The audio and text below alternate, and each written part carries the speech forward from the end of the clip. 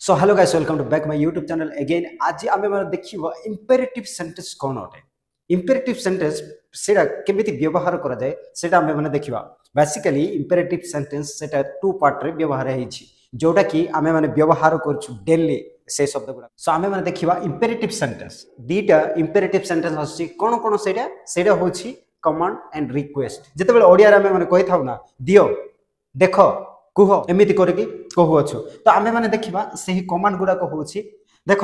एटा जोटा तीनोटी शब्द अच्छी से ही तीनोटी शब्द को से माने केमिति व्यवहार करती ना सेते से माने tell me give me show me एमिति अनरेस्पेक्ट जोटा कि रेस्पेक्ट हीन से माने व्यवहार करती जहाँ कि आम मैंने व्यवहार कर आम मान सान किए आम ठार छोटे जीए ताहां आम सेमिति कही था दियो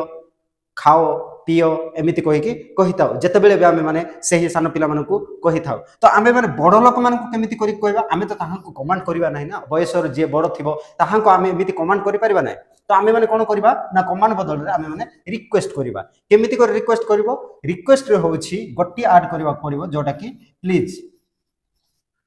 दया करी कहंतु दया करी देखांतु दया करी दियंतु एमिति कहिकि आम मैंने कोन व्यवहार करबा ना प्लीज टेल मी